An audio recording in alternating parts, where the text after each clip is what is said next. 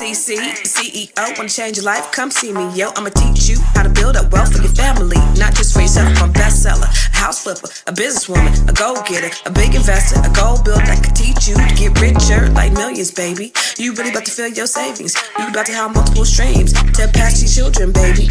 Let me teach you to get your credit on track in the long run. You'll make it all back at Catalyst and watch it all psychology black-owned firm, but we ain't all black.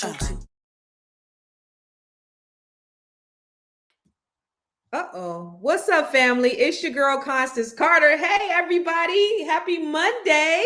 Happy Money Monday. What's up? It's your girl, Constance Carter. And this is the Grow Your Money podcast, where we talk about ways that we can grow your money and not blow your money. Because if you blow your money, guess what? It ain't a damn thing funny. And I'm so glad that you guys decided to join me today. If this is your first time, joining me, go ahead and put it in the comments box. For all of you that are here every week with me, listen, I love to come live to you every day to talk about things that I think are important to you.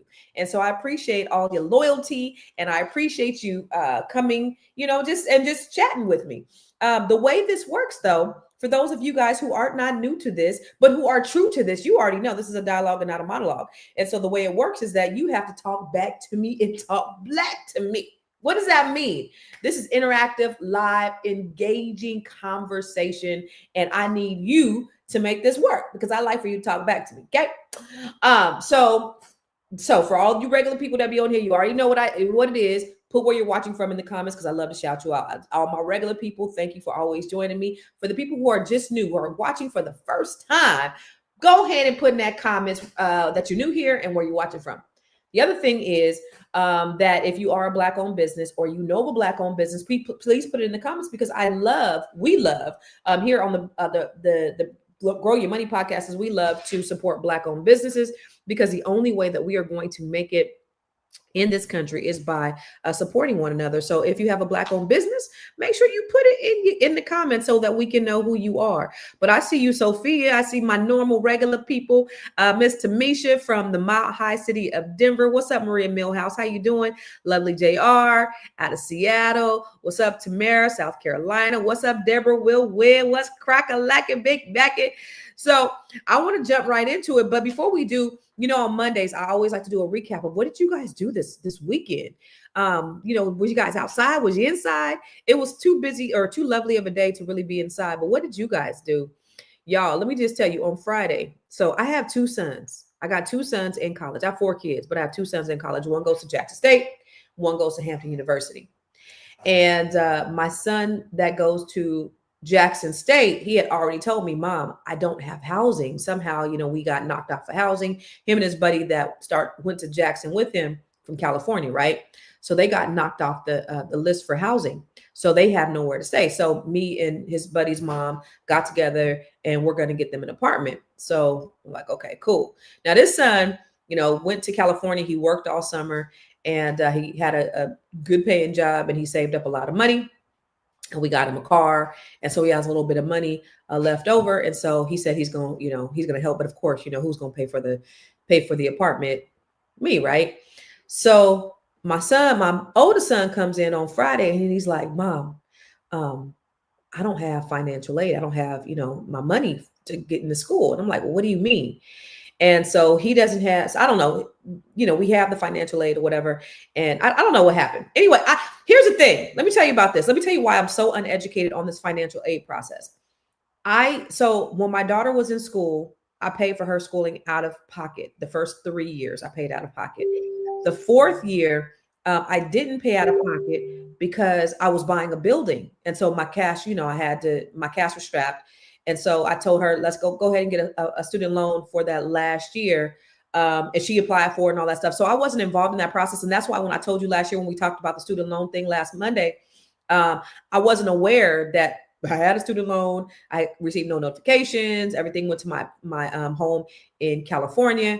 So when it came to my boys going to school, they got some scholarships, they got some grants, and then they got some financial aid from some student loans. And so I was not involved in that part either.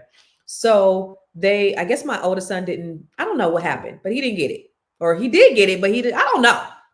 Anyway, he's telling me about this Friday. My other son comes in the room and was like, me too. So I'm like, you mean to tell me both y'all don't got money for school?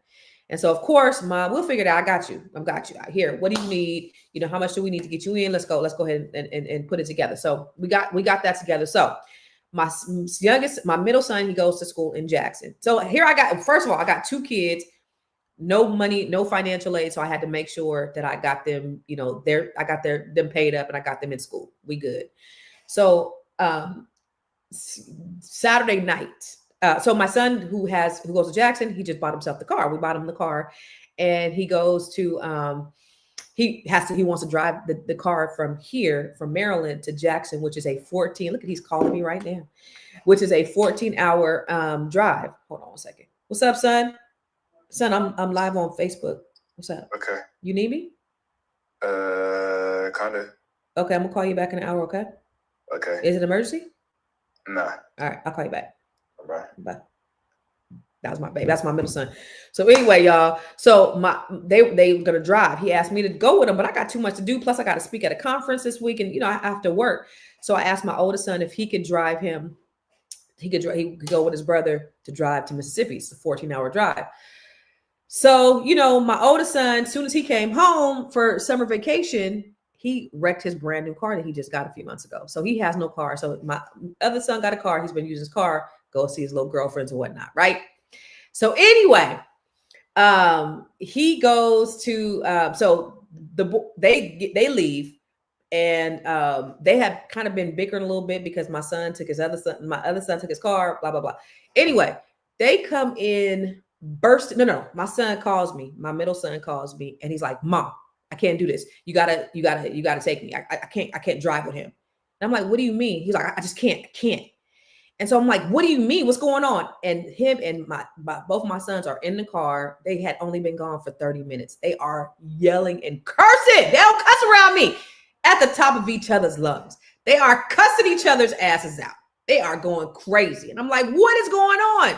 And they just cannot get it together. And so he's like, you're going to have to take me to Jackson. I said, I cannot take you, son. I've already, bought this boy a plane ticket back. I've already paid his wages for the time he's missing from work. I got you set up in an Airbnb this week. Like, I can't go. And he's like, well, I can't ride with him. So I'm like, y'all got to figure this shit out and take y'all asses to Jackson. They come home. They're like, forget it. They's gone 30 minutes. I thought they was on their way to Jackson. They come home yelling and screaming at each other. This is about 1:00 in the morning because they leave, 12:30. This is 1:00 in the morning. They come home yelling and screaming. They were not going to get on the road and go. And I'm trying to be the voice of reason. And I'm telling my younger son, listen, I understand he's mad at his brother because he, just being disrespectful, whatever. And they're going back and forth. And I'm like, listen, this ain't the sword you want to die on, son. Just suck that shit up, get up in this car, take your ass to sleep. And no, but I just can't drive with it. I said, look, son, can I go with you? I can't take you. So I don't know what you're going to do. So they're going back and forth. My youngest son, who doesn't talk a whole lot, he's very, very soft-spoken. And he comes in the room and he's just like, you guys, he's like this, you guys, it's just all about communication. And here's the thing. I'm tell you something. Here's what they both do. They both say, you're like dad. You're like dad. And they both hate that. They hate that. Right. And so my youngest son is like, it's all about communication. And both of you guys are like dad. And when he said that to them, they were like, because nobody wants to be like that. And he was the voice of reason. They shut the fuck up. They got in that car and they drove their asses to Mississippi. And I went to sleep, woke up the next morning, and they was in Tennessee, and all was well. So I was real nervous that, they weren't going to go. I was real nervous that it was, I didn't know what they was going to do. But when I tell you, that was like the worst fight my 2 boys have ever had. They first of all, being disrespectful on the phone, they were cursing at each other. Then they come home, they're not cursing, but they're yelling, and they're like, they just no control. And, but they were good. They were good to go. So that was my weekend. And then, my daughter, we were all home. We was just, it was crazy. But it's really tough. I'll tell you this. It's really tough, being a mom of boys who are strong, have these strong-minded boys who, need that voice of reason, especially from a male. And, I was married for a long time and I'm now divorced. And so there's no, male presence in the household. And so me, I'm not a big yeller. I'm not big on that. And so it's hard for me to control these big old grown ass boys now 19 and 21, and me trying to, just be that voice. And they just like, they don't even, they so mad. They don't even care about nothing that I'm talking about. And they're just overlooking everything I'm saying. And then for their baby brother to come in and just be the voice of reason, soft spoken, however, he was soft spoken, but he made a lot of sense. And so I was really proud of him that he was able to come in and kind of mediate that situation. Cause me and my daughter were just like lost in that whole little situation. So anyway, he's bad. He's there. My other son is on a plane. He'll be landing in like a few minutes, and all is good. He'll be going back to school next week, and everything is great. But I tell you, having these young adults being, in college and college bound and all that stuff, and it's been quite the challenge because both of them want to, they're ready. My oldest son is going to be a senior. He's ready to get out and start his life and all of those things. And so I'm really excited for them. But these setbacks, I always tell them that these setbacks are just set up for a great comeback. These are things that are kind of building your character. These roadblocks that come up, they show you how to navigate through all of these places and spaces so that you can, know how to problem solve when you get into these other areas. Mommy can't help you. Mommy can't do everything. Mommy can't save you. And so you got to figure out how to navigate. And I'm just glad that they were able to figure it out. My boys, pretty much for the most part, they get along. They don't really fight. But that was definitely an interesting little prelude that we had this weekend. So anyway, what about your weekend? What did you guys do this weekend? I know that you guys are always doing some awesome things. Too Real for TV said, need scholarships, trying to reverse my mortgage again. You're looking for scholarships from, and here's the thing for me that was very frustrating for me. I had everybody's college tuition paid for.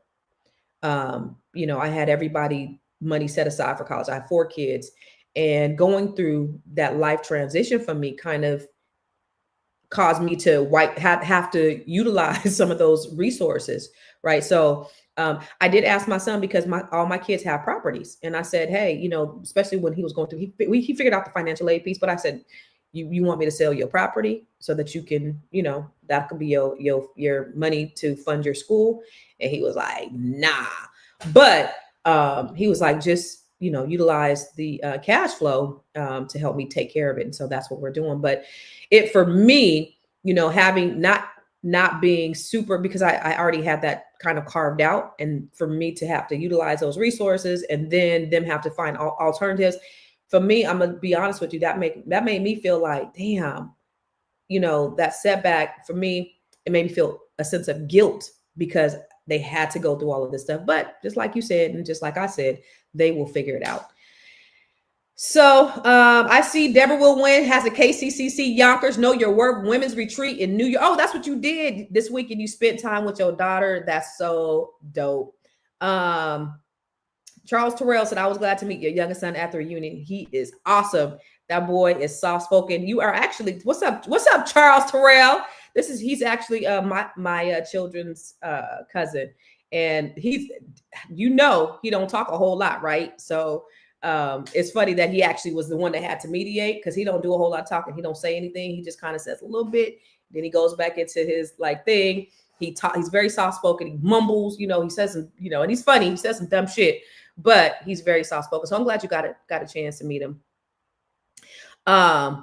Be man, get out your feelings. See, that would have been cool for a man, for a male to be in my house and say, get out your feelings, because that's what the hell was going on. They was all up in their feelings, and I was just like, I was like, boys, so, try to be the voice of reason. But it's so funny because they needed, I guess, that one, male masculine voice to kind of help them resolve that. And it was so funny.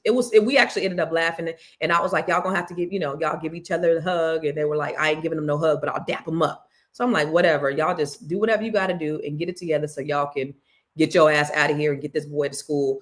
And so he's in school today. So anyway, Bangkok said Democrats are criminals and traitors. That is interesting. Alvia said it's too late to be on the rebuttal now. The king has arrived with all of his mighty men and they are in DC. Have you heard? Black Lexicon said separation. So this is going to be interesting because this whole idea of the gerrymandering and the redistricting, a lot is going on down in DC. And I don't know if you guys have been really paying attention, but it's a lot going on. And I think what they're really trying to do is they're trying to strip our voices. So while you guys are out here grinding and building businesses and raising families and trying to secure your future, these politicians, really, they're out here plotting. They are plotting to take your voice away, to take your rights away, which they're already doing in Texas. They are actually redrawing maps to steal our votes. In California, they are fighting with fire, which I'm so grateful for. And that made me California proud. That made me really proud to be from DC. To be from California. That made me really proud. It was like, I had just posted on Facebook last week that the Democrats are some sorry individuals. Democrats are worthless because they are out here running amok, doing whatever they want to do. And all the Democrats are doing is getting on here and whining and crying and complaining. And so finally, Governor Newsom is actually fighting back. And Trump is now calling his takeover of DC. Y'all see that? So they redrawing the map so that you can't vote. And then they come to DC. Now, you got to think about this because think about what was happening 2 weeks ago. What was happening 2 weeks ago is everybody was calling for the release of the Epstein files. Everybody was up in arms. Even MAGA was like, release the files, what's going on? And then you have all of these different distractions coming up. Now we're going to go into DC and we're going to just run amok. Why? It's bigger than just the crime, right? Because they talking about let me show you where is he at? I got to show you what this dude said. Let me pull it up because this dude, where is it at?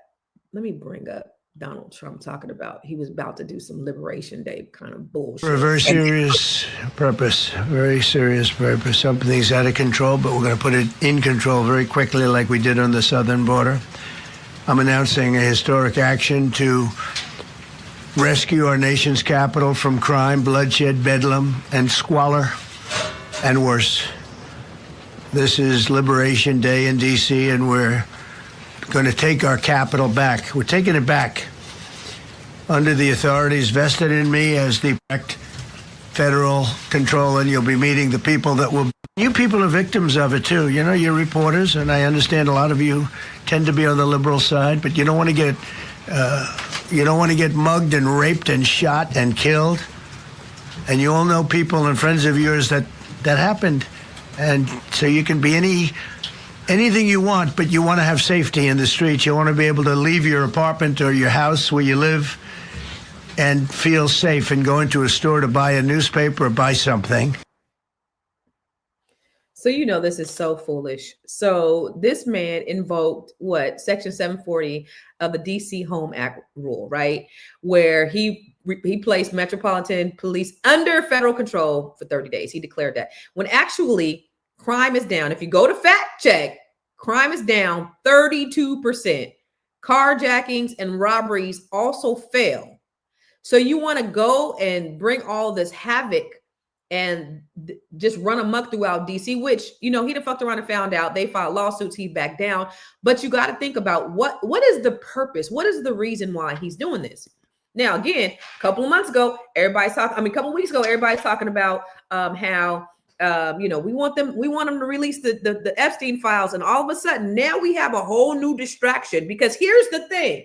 If I could distract you from me, my 34 felons and my sexual assault and all these things. And now the thing that really plagues MAGA base is the Epstein files. But if I could say, hey, let's look at the Black people. Already a couple weeks ago, let's look at the Hispanic people. Let's deter the attention from me and let's put it on the Black people. We know that these uneducated idiots are going to go, let's go look at them.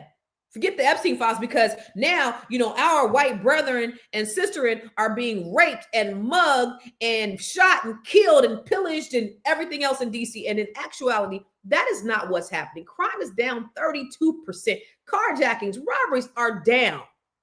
So you got to think about it. What really is the motive here? Is it political theater? Is it control? A lot of people are saying this might be a little bit of political posture. It's not a policy fix. He ain't coming in there to fix shit.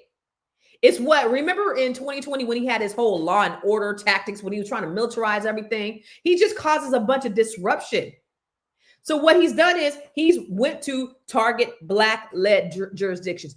Do you know how pissed he was? Remember when Mayor Bowser, she put that Black Lives Matter right in front of the 1600 Pennsylvania Avenue, right in front of the White House, Black Lives Matter Boulevard. And he couldn't do shit at the time. And his first order of business was to take out the Black Lives Matter mural out of DC. That was the first thing. You know, Trump is on a revenge tour, y'all. That's the reason why 300,000 Black women have lost their jobs, because 92% of them voted for his opponent. And so the first people he's coming for are the people who were against him. So I did a video last week talking about this the 300,000 people, because think about this. This is what's going to happen. See, they go about to fuck around and find out, because yeah, he released 300,000 Black women because of his ignorance and his revenge and because of racism and white supremacy. But here's what's actually getting ready to happen. In 2025, over 300,000 Black women have lost their jobs. And here's what blows my mind. This government had no idea what they were doing when they decided to release brilliance and excellence back into the streets. They thought they were taking our livelihoods. They thought they were crippling our families. But what they really did, they just unleashed the most educated demographic in America, Black women. We're the ones holding the degrees, the certifications, the credentials, and a lifetime of skills they can't take away from us. And they about to fuck around and find out. Because Black women, we don't crumble. We don't fold. Every rock that they throw at us, we use it to build the foundation for our next chapter. And mark my words, what they're gonna see is new Black business owners launching brands that they can't ignore, new Black real estate investors building portfolios that will feed generations, new Black innovators creating solutions that shift industries, and new Black joint ventures pulling our brilliance and our dollars so that power stays with us. Because here's the truth, they may have underestimated us, but they didn't break us. They just freed us to work for ourselves instead of building somebody else's dream. What's coming next is a new Black wealth class, a class that owns more, earns more, and passes down more. A class that understands we are the CEOs of our own lives and the architects of our own future. So if you're one of those 300,000, this is your time. This is your moment. That layoff was not the end. It was the launch. And the world's about to see exactly what happens when Black women stop asking for a seat at the table and start building the whole goddamn house. Now drop a Black fist in the comments and share this with someone who needs to hear this gem. I wanted to write, I wrote that, and I did that as a dedication to Black women to let you know, listen, ladies, keep your head up. They don't know, they didn't fucked around and found out, and they gonna fuck around and find out, because when our backs are up against the wall, just like many times that have been in history, when our backs are against the wall, we are always resilient. Think about that. Us against white mediocrity. That's the real fear. And it's not just Black women, it's Black men, it's Black people in general. When our backs are up against the wall, they gonna fuck around and find out. So it's all good. But going back to this whole idea of trying to come in and displace and cause all this havoc and destruction in DC. Now, I don't know if you guys know the history of DC. So DC is, remember, taxation with no representation. So before the 1970s, DC residents, they had no self-government. Congress basically ran the city. So they didn't have any local representation. All the people in Congress, they didn't even live in the city, the District of Columbia. And so you have all these people that they were making laws for that they didn't know, because they didn't live there. People who are in Congress, they're only in DC maybe half the year, and they don't live in the district. They don't live in those cities. So Mayor Marion Barry, and y'all, Marion Barry, when you ask the people of DC about Mary, it's so funny, because just me being out here from California, when you talk to people outside of DC and you ask them about Marion Barry, the only thing that the people say is what? Crack, right? It's the only thing that you hear about Marion Barry. Here in DC, Marion Barry was a second coming to Jesus. Real talk. You don't say nothing about no Marion Barry. In fact, somebody did something a few months back, maybe about 6 or 7 months ago. It was some pizza joint that had these. They were doing some kind of promotion, but it was like making fun of Marion Barry. Shit, they almost put them people out of business. They boycotted them so hard because they don't play about Marion Barry out here, because he's actually made so many, he got so many black kids off the street. He created these summer jobs programs. He created, the black economic boost out here. So many black people became millionaires because of Marion Barry. But of course, what we hear outside of the area is that he was just a crackhead. And so his time was just relished to just being that one little piece of controversy when he did so many great things. So what he did is he created he didn't create, but he had the home rule. So in 1974, Congress passed the Home Rule Act, which was led by Marion Barry. So he was then elected to the DC school board in 71, and then city council by 78. And then he became the second mayor under the Home Rule Act.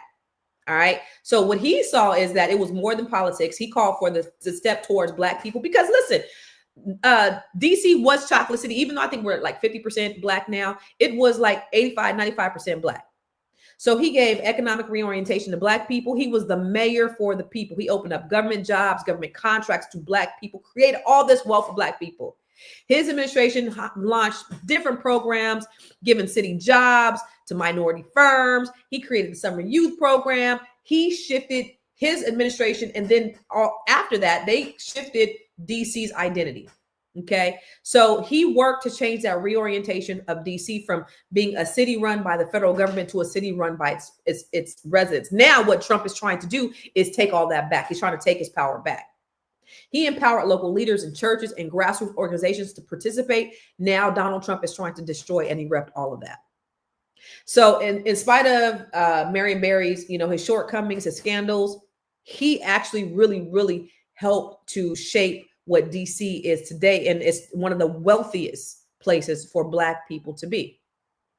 And so under this administration, that's one of the ways that Trump is trying to destroy. So it's a distraction, but I believe it's a way to disempower a lot of the people. I believe. And then you have this other thing about the whole idea of gerrymandering. So I don't know if you guys know what's going on with this gerrymandering thing, right? So Trump is trying to take, of course, here's the thing. With all this foolishness that's going on, we know that that the Republicans are going to lose a lot of seats in the midterms in 2026. It's coming up in a few months. It's time to vote. And the state of Texas is not happy about that. They are trying to rig to make sure that the Republicans stay in power. So Donald Trump calls up Jerry Abbott and he's like, yo, I need you to keep these seats because I need to push the agenda forward. And so here's what Jerry Abbott did. To do it in 2025, as opposed to waiting till the end of the decade, is when the redistricting takes place. You've explained the Supreme Court decision that led you to do this. But what's going on, obviously, is not happening in Texas, is not happening in a vacuum. We have Democrats in California and New York and other states saying, well, if Governor Abbott does this in Texas, we're going to add 5 Democratic seats. Are you not worried at all about a redistricting, gerrymandering arms race going on? And theoretically, is it not just better for voters to be picking their politicians instead of politicians to be picking their voters through gerrymandering? Well, to be clear, listen, all those big blue states, they've already gerrymandered. Look at the map of Illinois. Look at the map of California, New York, and Massachusetts, and so many other blue states. They gerrymandered a long time ago. They got nothing left with regard to what they can do. And know this, if California tries to gerrymander 5 more districts, listen, Texas has the ability to eliminate 10 Democrats in our state. We can play that game more than they can because they have fewer Republican districts in their states. What's unusual? So this is really interesting because I see Mr. Pro-Trump Republican on here himself, Mr. Where you at, Watani? He says something about the Democrats Democrats tweaked their map to strengthen their hold, achieving 14-3. Democrats, man, blah, blah, blah. But here's the thing. There's a difference when an independent third party redistricts, okay, than a governor to specifically do it. The reason why Illinois is a blue state is because they are a more progressive state that just happens to have more people who vote blue. Same with California. So you have 50 in Texas, you have a slight majority of 45%, 55% Republican, 45% Democrat. But then you're not going to give any, you're going to, again, like the reporter said, you're going to have the politicians elect the people rather than the people elect the politicians. That's not a free vote. And so I love it when Newsom came back and we said, are an open and plain sight before one vote is cast in the 2026 midterm election. And here he is once again trying to rig the system. He doesn't play by a different set of rules. He doesn't believe in the rules. And as a consequence, we need to disabuse ourselves of the way things have been done. It's not good enough to just hold hands, have a candlelight vigil, and talk about the way the world should be. We have got to recognize the cards that have been dealt. And we have got to meet fire with fire. And we've got to be held to a higher level of accountability. So that's what this is about. It's not complicated. We're doing this in reaction to a president of the United States that called a sitting governor of the state of Texas and said, find me 5 seats. We're doing it in reaction to that act. We're doing it mindful of our higher angels and better angels. We're doing it mindful that we want to model better behavior, as we've been doing for 15 years in the state of California with our independent redistricting commission. But we cannot unilaterally disarm. We can't stand back and watch this democracy disappear. We can't stand back and watch this democracy disappear district by district all across this country, not just in Texas, but in Missouri, where J.D. Vance went just a week ago, in Indiana, in places like Ohio, in places like Florida. We need to stand up, not just California, other blue states. So I want to get back to, because this is what they're saying. Well, they've gerrymandered. They gerrymandered a long time ago, like what Tani just said. So first of all, both politicians on both sides, they play games. And I'm so glad to see Newsom stepping up and he's fighting fire with fire, because that's how you got to deal with a bully like Trump. All this crying, crybaby, whining stuff that the Democrats get up here and do, it's just not fair. You get up there and you do your what do you call that? What did Cory Booker do? I forget what it's called, but he got up there and did that 100-hour speech. It did absolutely nothing but install the inevitable. It did nothing, but you need somebody to come out here and rally up the people and talk back and actually do something. Okay, checkmate. You want to do 5? I'm going to do 5. Guess what? My state is bigger than yours. Like, it's like, hey, we want to have a pissing contest. Let's have a pissing goddamn contest. You know what I'm saying? Like, let's not play these games. So yeah, all politicians play games back and forth, but nobody is denying that. The difference is states like California actually took the power out of the politicians' hands years ago. So their voters created an independent redistricting commission to draw fair maps. Not the governor, not the legislator. That's the opposite of what Texas is doing. The second thing is that Texas is doing, it's a whole nother level. They are redrawing mid-decade. So they redraw. Typically, states redraw after the census. They're doing it before the midterm election, just to guarantee 5. That's cheating. Just to guarantee 5 more Republican seats in Congress before 2026. That is not fairness. That's desperation. So when they try to point the finger, talk about, the blue states, listen, understand the real story here is intent.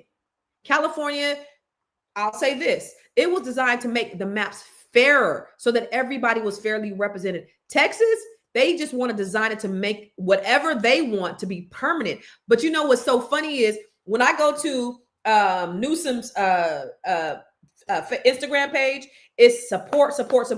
Nothing but support. Go to Governor Abbott's page. Go to his page. Everybody's pissed off. There is not one positive response. They can't wait. The people of Texas can't wait to get his ass out because he's doing Trump's bidding.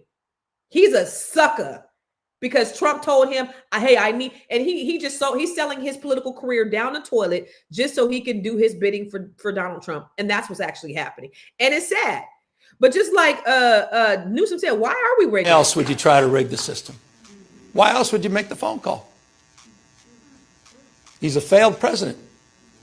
Who else sends ICE same time having a conversation like this? Someone who's weak.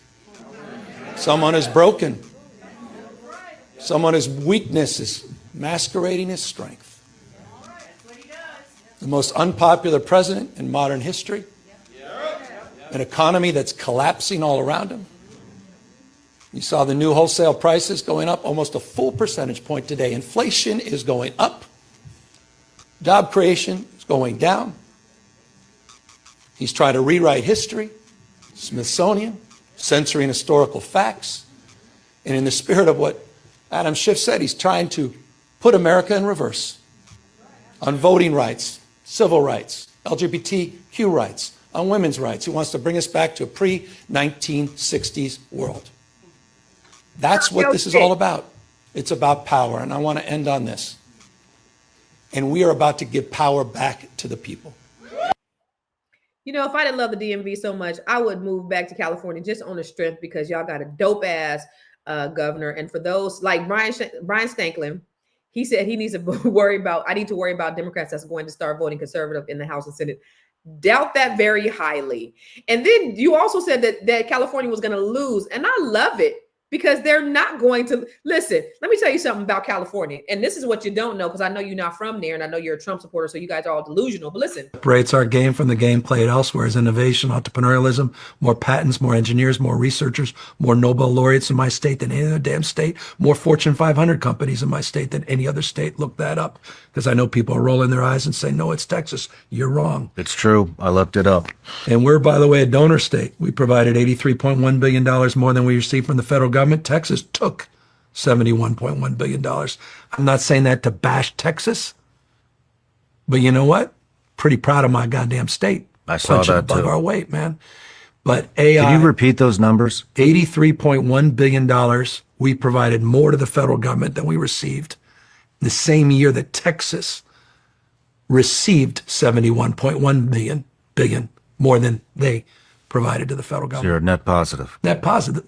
9 out of 10 of the donor states are Trump states, and I don't mean that pejoratively, Trump. 7 of the 10 are Republican states, but 9 out of the 10 dependent states, welfare states, are Trump states. The donor states disproportionately the blue states. 71% of the country's GDP comes from blue counties. Mm-hmm. These same crack-up counties with all these crazy liberals that can't get out of their own goddamn way and the world's come to an end. It's 71% of the economy of the goddamn country, man. I mean, you know, it's so funny because Brian is always talking about, oh, they create fake. So every time you present, this is why Trump supporters are so delusional, because anytime you present them with facts, they don't believe it. It's fake news. Anytime facts don't align with their warped beliefs, it's fake news. So they're not going to believe it. That's why I don't even argue. So if you go, y'all follow me on all of my pages. Follow me on I Am Constance Carter on Instagram, Facebook, on YouTube, on all platforms. Come follow me.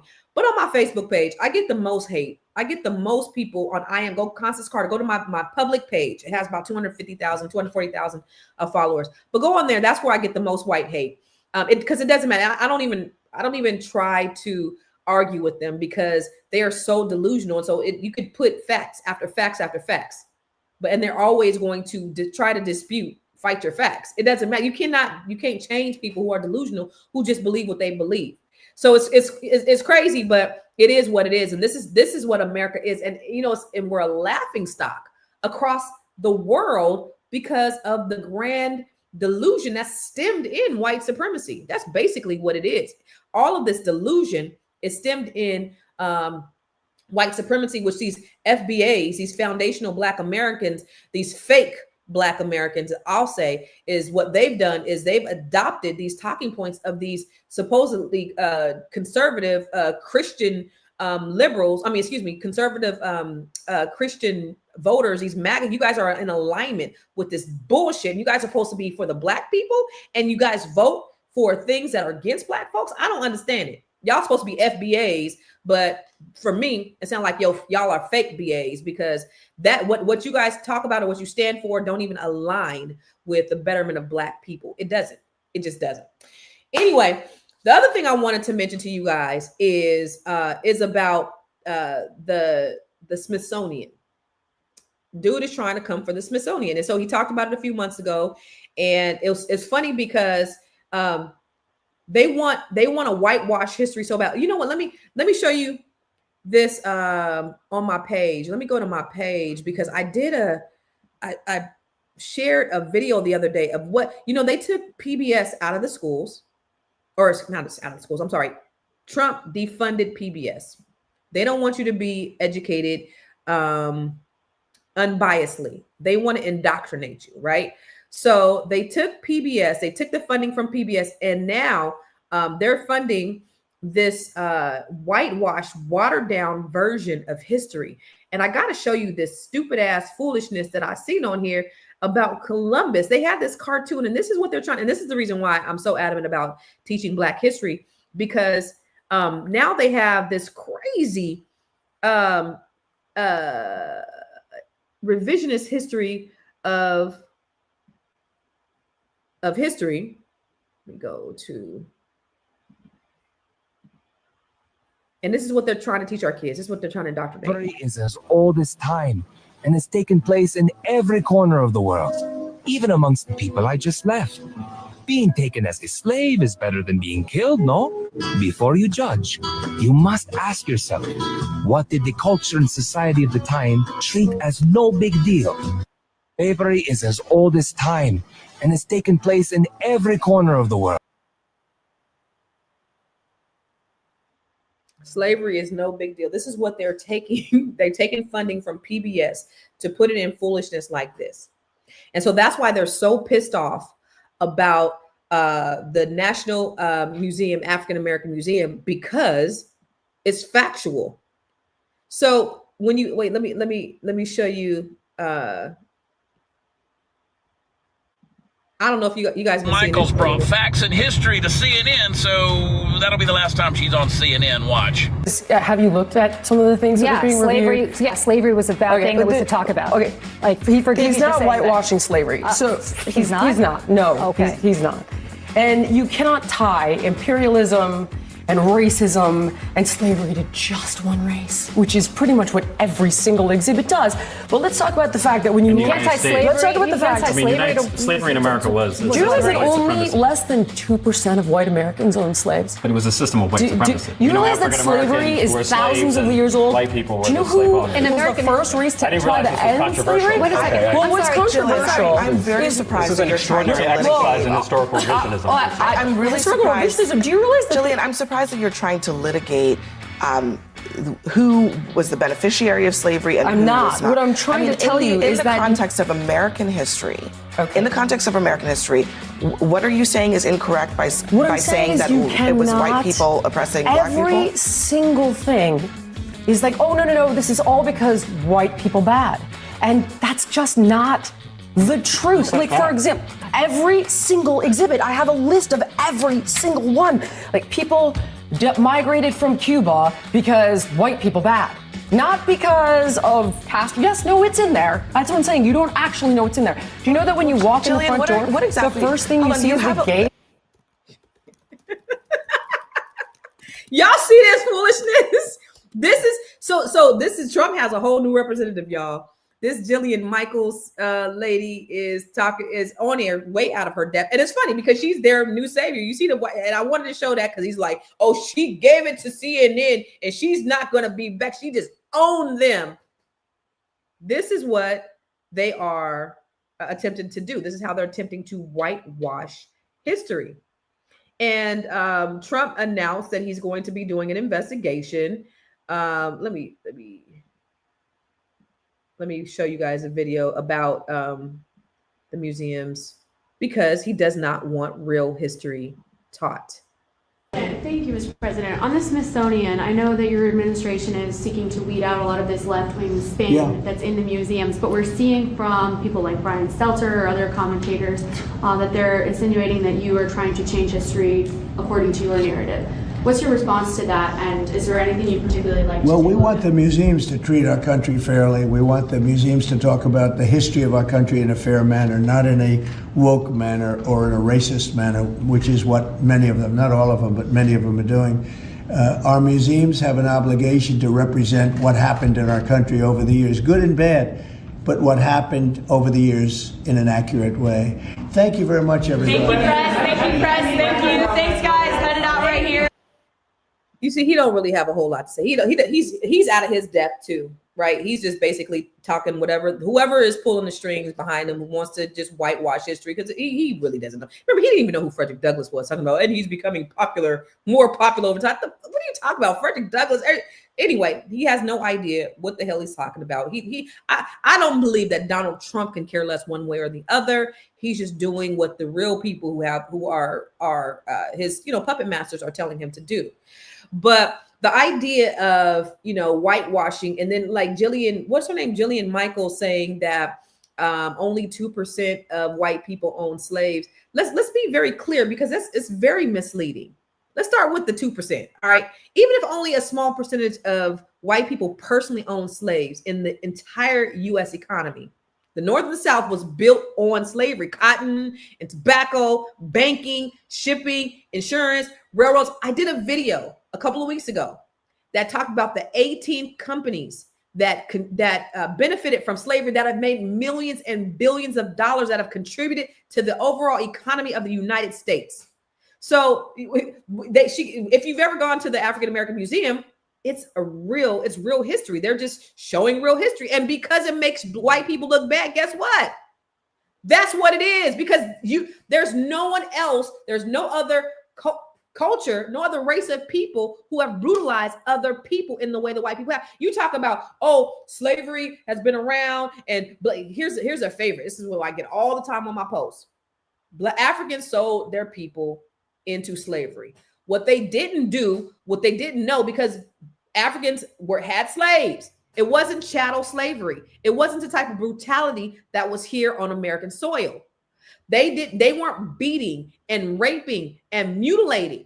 I got some spotlights that are going to come that coming out where I'm talking about how, they did this butt breaking and how they mutilated black men and how they raped black men and black women to keep black men in line, to break them, to humiliate them. There was nothing. That's from sheer evil.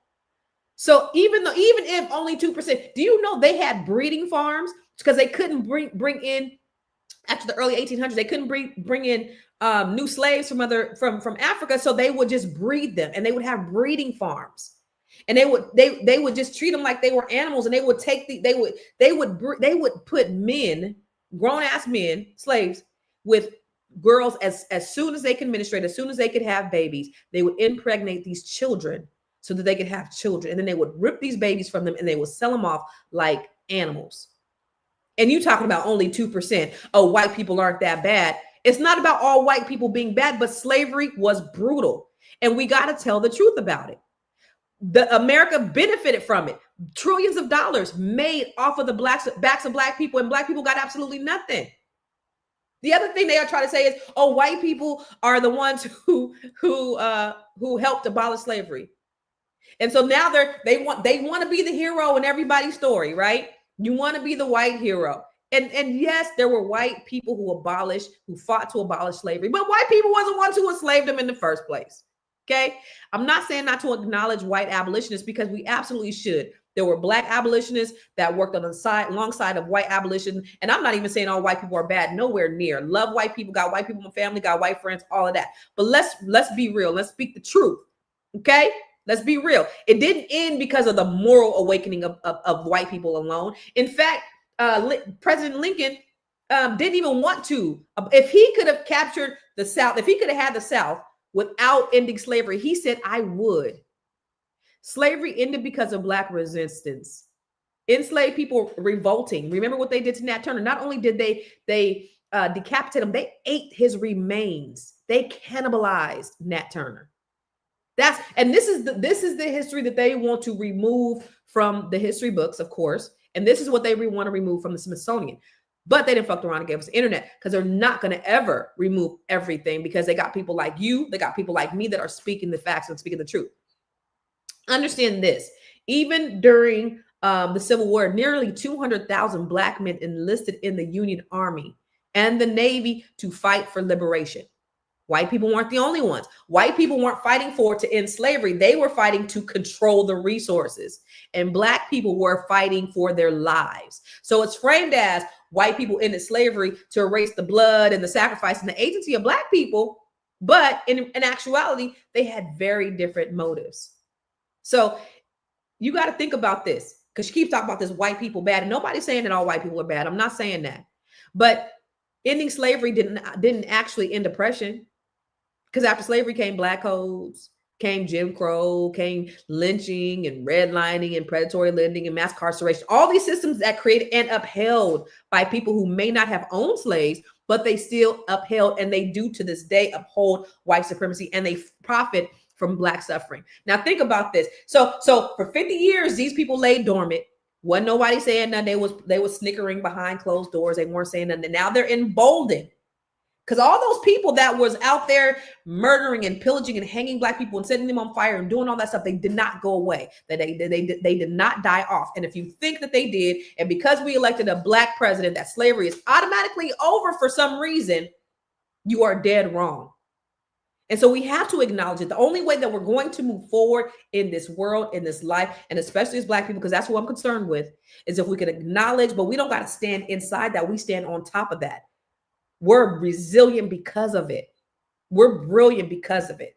So it doesn't even matter, because listen, what's that saying? Strong men are birthed out of hard times. Strong men create hard times. No, hard times create strong men. Strong men create easy times. Easy times create weak men. Weak men create strong times. Strong times create strong men, right?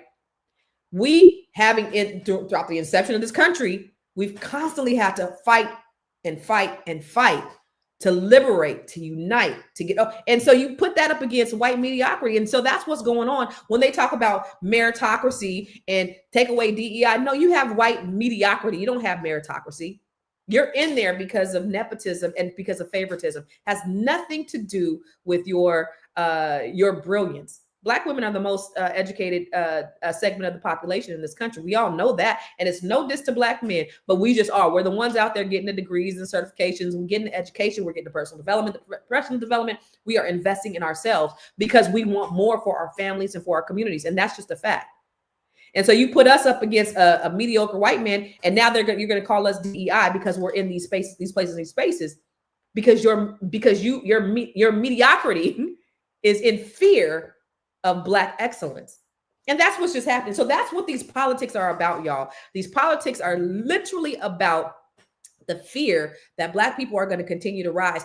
And I'm telling you, what they did when they took away they took away our jobs, they took away DEI, and they've done all these things. All they did is they are awakening the beast in us, Black people, Black men, Black women, Black boys, Black girls, Black families, Black communities. And so this is what I've been wanting to see.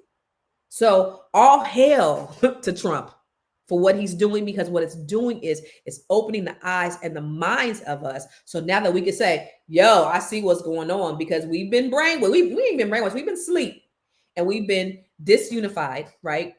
Because that's what they've done all these years. They've thrown things in place so that we can be separate and not unified. Negro unity was the biggest threat to America. You kill all our leaders. You put the drugs in our communities. You incarcerate us. You separate our families. It's like, yeah. So the other thing is when they try to even compare us to other immigrants that don't have the history that we have. Y'all let these other immigrants come over here and y'all leave them the fuck alone. But you guys won't leave us alone. Every time we thrive, y'all try to put another obstacle in place.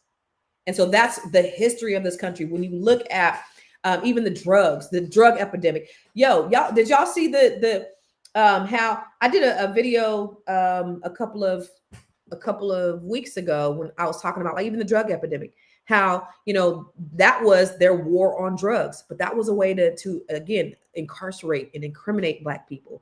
But when you have other people now that have these same things going on in their community, now it's a crisis. Let me see if I could share that one with you guys as well. But I just want to, I just really want to, I really just want to put things in perspective for you, because people think that ain't nobody thinking about us.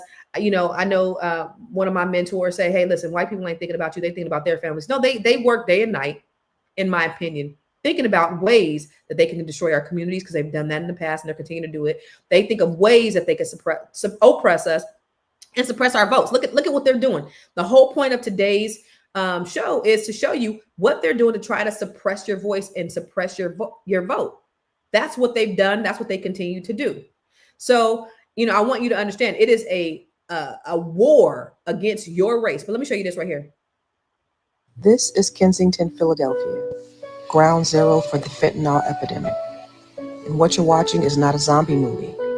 These are real people, mostly non-Black, slumped over, passed out on the streets in broad daylight.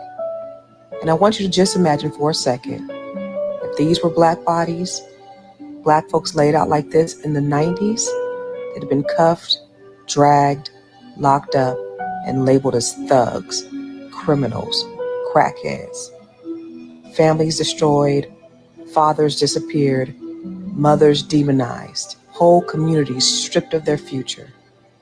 Because back then, addiction wasn't seen as a health crisis. It was a war on drugs. And we were the enemy. Fast forward to today, and suddenly, it's a public health emergency. Now there's empathy. Now there's funding. Now there's treatment and understanding and compassion. Where was that energy when it was us? Where was that grace when it was our mamas, our cousins, our friends? See, this is not just about addiction. It's about race. It's about policy. It's about how America decides who gets punished and who gets help. And let me be clear. I'm not saying these folks don't deserve help. They absolutely do. So did we. And our people deserve justice, not jail. So while they're cleaning needles and outreach vans, we got mass incarceration and generational trauma. Don't talk to me about progress until we acknowledge the pain that we've been forced to carry. This is why I do what I do. This is why I teach what I teach. Because until we shift the system, Black communities will keep paying a price for what the rest of the world gets compassion for. And I ain't here for that. This is all set up by design. It's a totally different conversation when we talk about Black people on drugs and we talk about white people on drugs. So y'all listen, no matter what the enemy tries to do to destroy our communities, our family, our wealth, our legacy, we have to be one talking. So even the FBAs, right? So even Brian Shanklin and all those guys who are FBAs, we got to get on code and we got to stop being so divisive. I see people out there talking about, we're boycotting the Caribbeans and the African, like we all Black, y'all. And just like these Jewish people do, they say, listen, we are going to be on code. We are not going to do business with anybody outside our community. We are going to reach within. We're going to reach with us first. We got to get out of that divisive mentality. And we really got to come together and work together. Even though we've had very different experiences, because one thing that they try to do, I don't know if you guys seen that, is to because they just don't like Black people who African Americans who were in this country for 400 years were hated by a lot of people, right? And so in order for them to reach their quotas, what they would do is they would hire Africans, because then they're meeting their Black quota. So then they pit us against each other, and we don't have the same experiences as African people do. We just don't. We have all of this oppression, and they come and they see these opportunities and they're like, well, why are you guys, like this? Why are you guys stagnant? They don't understand the PTSD, the slave syndrome, right?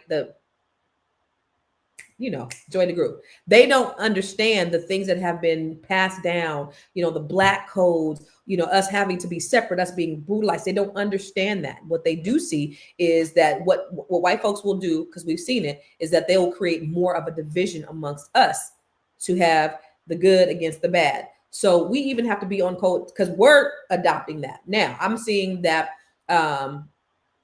post-traumatic slave syndrome. Sorry about that, post-traumatic slave syndrome. But we see even now with them trying to separate us from just the other Africans, or we are separating ourselves from people in the diaspora. And we need as many of us to survive as possible because we still share the same DNA. Even though we don't share the same issues and history and the problems, we still share the same DNA. And when they come over here, if they don't know that they are Africans, if they think that they are just black folks, they getting pulled over just like the rest of us, and they're getting treated like the rest of us. And they need to understand that when they come here, that they need to unite with us because together we're more powerful. We're more powerful together. The African proverb that says, if you want to go fast, go alone. But if you want to go far, you got to go together. That's what it is. That's what we need to be about at all times. So y'all, listen, I've been on my soapbox and y'all been over here.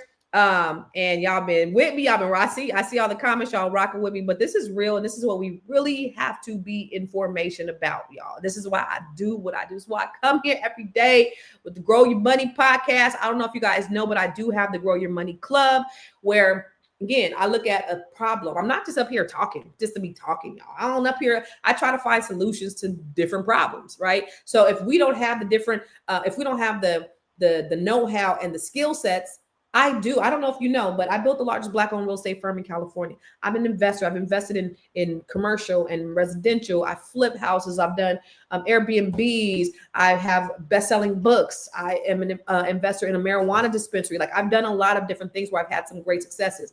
And so what I do is I try to teach other people how to do the same thing. So I'm not up here just spouting all this shit about nothing because of anything. I try to find a solution to that. And so I have what's called the Grow Your Money Club. And this is what I want to show people like you every single day. Have you joined the Grow Your Money Club yet? If not, why not? The Grow Your Money Club is a comprehensive program designed to take you through the complete wealth building journey. We don't just offer random courses, we guide you along a clear path, starting with fixing your credit and becoming a certified credit expert, to building your business, increasing your cash flow, diversifying your portfolio, and ultimately letting your money work for you. With over 30 trainings designed to increase your net worth, you get to either purchase the trainings individually or go through the 12-month roadmap. Here are just a few of the courses. From campus to cash flows, this is teaching your children to become real estate investors. The wealth map training shows you how to eliminate your debt, increase your credit, and diversify your revenue streams. You can learn to write your book using ChatGPT. Learn how to build your online community. What about 8 ways to make money using AI? Oh, and here's 7 online revenue streams to fund your $1 million dream. How about learning how to purchase tax deeds or land banks? What about getting started in government contracting? If you're a rookie, the Real Estate for Rookies training has everything you need. The Business Blueprint training will help you build your business foundation, get business credit, get business funding, and learn how to pay yourself so that you can scale your business to the next level. Or perhaps you want to create jaw-dropping video content using CapCut, Midjourney, and ChatGPT. There are so many trainings and master classes within the Grow Your Money Club, and I also drop 1 new training per month. You do not want to miss out on this opportunity to invest in yourself, because guess what? You are your biggest commodity. You are your biggest investment. Join the Grow Your Money Club today. And I love what you said, Deborah, when culturally no one who is not from America will never understand the disconnect of what we go through. They won't. And when they try to put us against, they try to pit us against Asians, look what the Asians are doing. And I hear Black people saying, and I'm like, that's a very elite statement to say, because they have not gone through what we go through. They're not given the same, obstacles that we've been given. They have not dealt with Black codes. You remember after slavery, they said, we have nobody else to enslave. And then they put together Black codes. So now if you're loitering, if you're hanging out, we're going to put you in prison for 50 years so we can get free. They've enacted these laws, Black codes. Okay. You're sitting up at the liquor store, or you're sitting in front of you're being a vagrant. You're being a loiterer. We're going to put you in jail so we can get some. So they rounded. That's how mass incarceration started. And so we have to be so mindful, and we got to be so vigilant about our coming together to make sure that we're one mind. And it's so funny because you said, people from different countries, and things that I'm doing with the Net 7 Nation. I have women, Black women from over 20 different countries that said, yes, they want to be a part of this. That's why I said we're one people. I don't care if we are from different places. We still share the same DNA, and we are still, at the end of the day, Black women.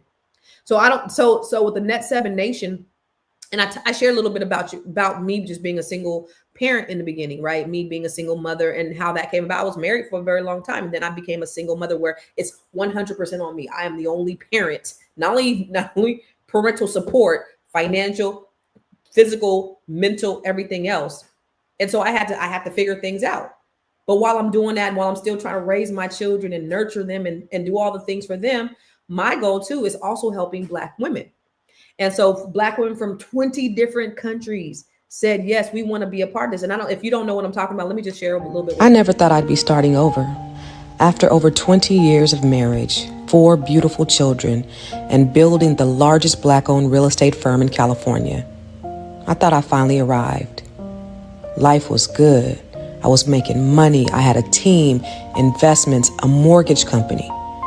Everything I had worked for, prayed for, bled for, I'd built with my own hands. And then my whole world shifted. Divorce hit me like a wrecking ball. So I abruptly packed up my life. I left my business and I moved across the country.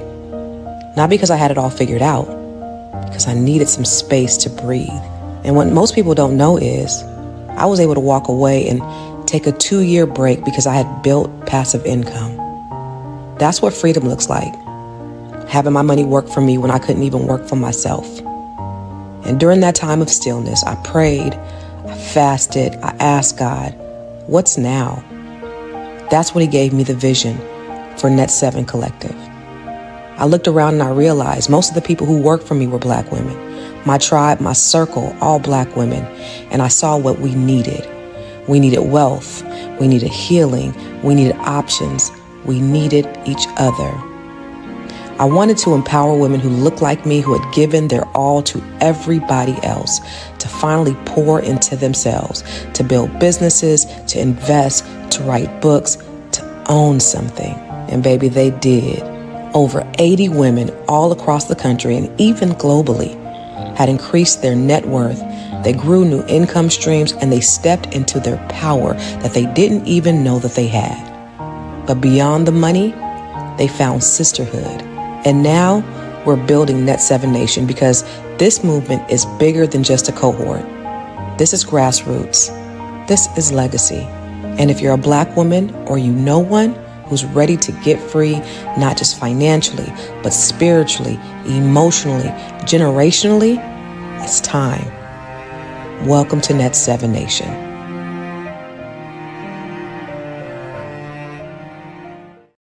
So again, that's part of what I am doing. That is my contribution to closing the wealth gap, is through Black women, through the Grow Your Money Club, through the Bring Your Idea to Life training. All the things that I do, it's in benefit of serving us. That's it. It's for the benefit of serving us.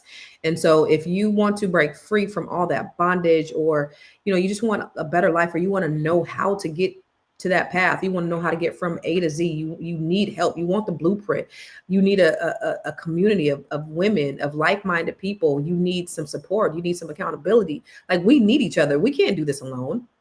We got to stop thinking about working in silos, and we really got to work together, because they're working together against you. So if you think that you're going to make it alone by yourself, you're not. So y'all, I want you to go to net7nation.com. And this is for Black women from all over the world. Like I said, over 20 different countries said yes to Net 7 Nation. And so I want you to go to net7nation.com, and I want you to register today so that you could be a part of this. We're going to have our meeting on September the 2nd. So that's just in 2 weeks. We're going to meet and we're going to roll out the blueprint for you and how we're going to move forward to work together so that we can close this wealth gap. That's what it's about. And then, you know what, you guys, y'all going to see me again on Wednesday, I'll be probably hanging out with my girl April, and then Thursday, Thursday I leave. Thursday I'm going to be at the All Black National Convention. I'll be speaking all weekend at the All Black National Convention. So if you are in or around Atlanta, make sure you check me out, Dr. Boyce Watkins. I'll be on a few panels. I have a breakout, like all the things. And so I absolutely love doing all that and hanging out with those guys and just pouring into people. So if you guys are in or around Atlanta, make sure you come through to the All Black National Convention. But I'll be here on Wednesday. Same bat time, same bat channel. I'll see you.